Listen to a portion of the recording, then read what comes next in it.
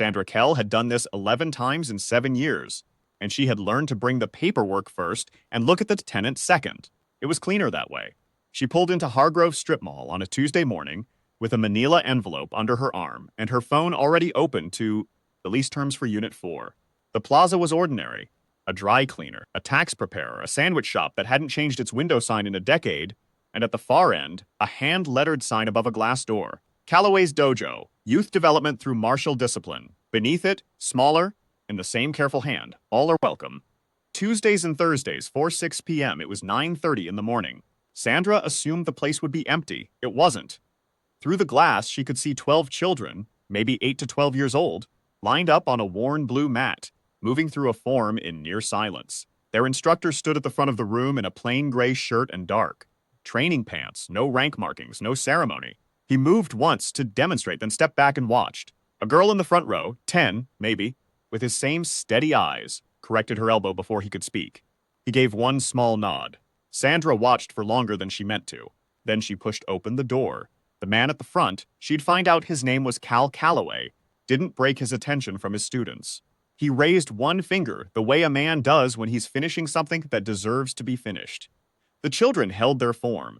Sandra stood to the edge of the mat, envelope at her side, and waited. 60 seconds. The form ended. 12 children bowed. Calloway turned. "Morning," he said. "Hear about the lease." It wasn't a question. He'd been waiting for this visit, or one like it. He had the kind of face that has stopped being surprised by things. Sandra said what she'd said 11 times.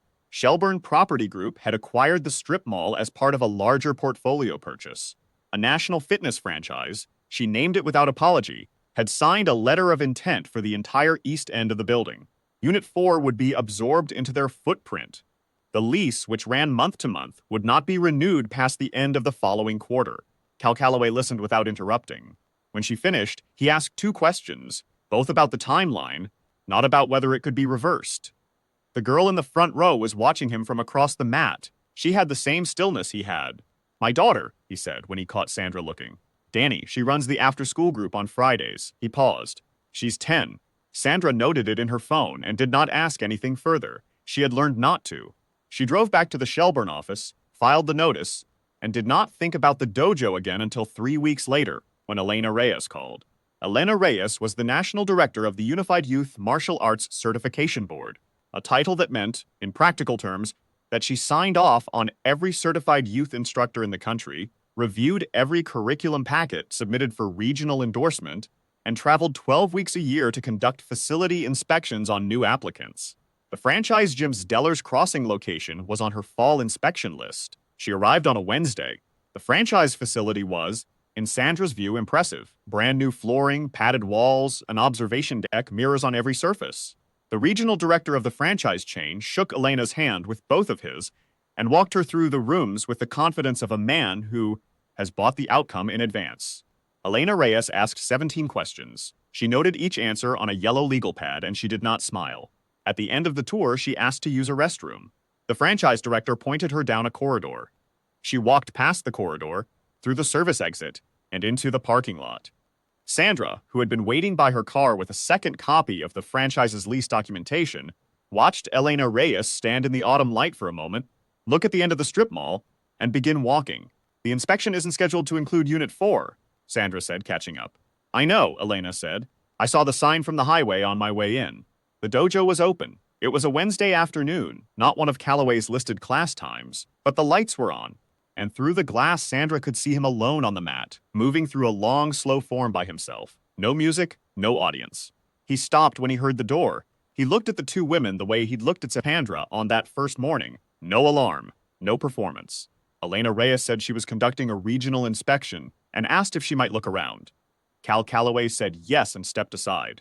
What Sandra noticed first, the room was clean and worn in equal measure. The mats were old but well kept, the kind that get old because they are used, not neglected. A line of small hooks near the door held a dozen sets of child-sized training gloves. The walls held a single-framed photograph. A younger Cal with a group of students, somewhere sandy and outdoor, years back, and 2 long bookshelves of ring binders, each labeled in the same careful hand she'd seen on the sign outside. Level 1, Level 2, Youth Safety Protocol, revised. Breathing and Form, foundations, and on the far wall above the bookshelves, A large mounted binder lay open on a reading stand. Printed pages, but covered, absolutely covered, in handwritten notes in black ink. Arrows connecting paragraphs.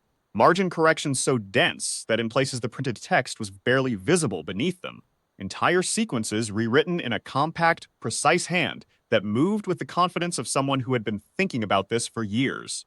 Elena Reyes stopped in front of it. She didn't speak. She read. Sandra watched her lean in. She watched her read. She watched the expression on the national director's face change the way the temperature of a room changes, gradually and then all at once. "Where did you get this?" Elena asked. Cal Calloway had been watching from the doorway. "Wrote it," he said. Elena turned. "This is the annotated revision draft of the Level 1 Youth Development Curriculum. The board has the original.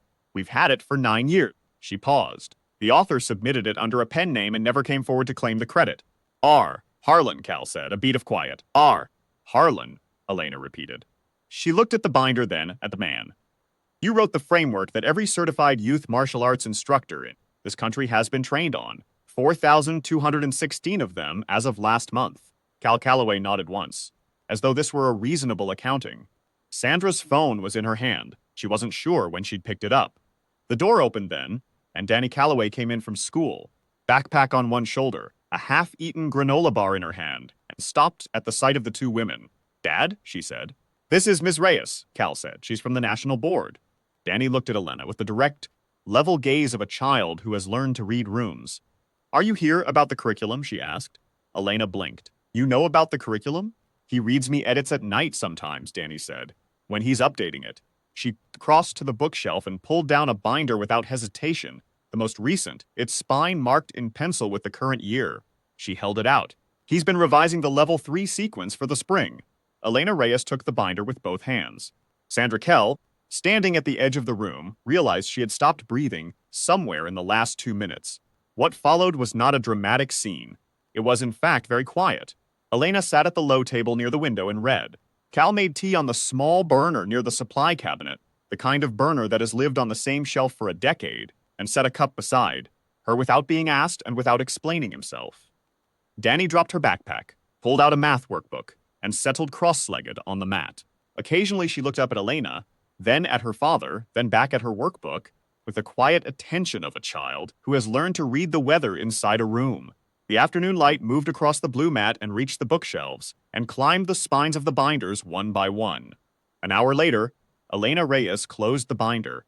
"The board has been trying to locate R. Harlan since 2016, she said. "We wanted to commission a Level 4 framework. We couldn't reach the submission address." She looked at him steadily. "Why didn't you come forward?" Cal poured the last of the tea. "Didn't need the credit," he said. "Needed the curriculum in the field. There's a difference." Elena was quiet for a moment. "There is," she said. Sandra drove back to the Shelburne office. She sat at her desk for a long time before she opened her laptop. 6 weeks later, the franchise gym's regional director called Shelbourne Property Group to advise that the Dellers Crossing location was being removed from their fall expansion map. "Market fit assessment," he said. Sandra noted the reason in the file. The following Thursday, a letter arrived at Unit 4 on letterhead from the Unified Youth Martial Arts Certification Board. It offered Cal Calloway, formally as R. Harlan, the board's inaugural Master Practitioner Fellowship, which carried a consulting contract, a curriculum development stipend, and a named acknowledgement in every Level 1 and Level 2 packet issued from that year forward. Sandra knew about the letter because she had been the one to sign for the delivery. She'd been in the parking lot when the courier arrived, reviewing a different lease, and she'd walked it to the dojo herself. Cal was running a class when she knocked. He stepped to the door, read the return address on the envelope, and nodded. He passed it to Danny without opening it. She read the letterhead, looked up at him, and pressed her lips together in the way children do when they are trying not to let their pride show on their face. "You want me to open it?" she asked. "Sure," he said. She did. She read it silently, her lips moving on the harder words. When she finished, she looked up at her father. "Dad," she said. "It says inaugural, it does. That means you're the first. I know what it means." She folded it back along the creases with great care and slid it into its envelope. Then she squared her shoulders and went back to her place on the mat. Sandra Kell drove back to the Shelburne office and pulled up Unit 4's file. She sat with the non-renewal notice on her screen for a long moment. Then she typed 3 words into the renewal action field: long-term, consideration, and saved the file. She had done this 11 times in 7 years. She had never once typed those words. 3 months later, Elena Reyes drove back to Deller's Crossing. Not on board business, she'd been consulting remotely on the Level 4 framework from the beginning, and most of that work happened over the phone. She drove back because she had told Danny she would come watch the Friday group, and because, in her experience, people who keep their word to 10-year-olds tend to be worth knowing. The Friday group was 11 children, ages 7 to 12, working through the first Level 1 sequences, Cal's own sequences. She knew now, though none of the children knew that yet. She sat in the back of the room in a folding chair. Cal ran the class. He did not introduce her, did not make a moment of it. Danny, at the front of the group, ran the warm-up the way a child does when she's been watching an expert her whole life. Patient, exact, without vanity. At the end of the class, the children bowed and filed out.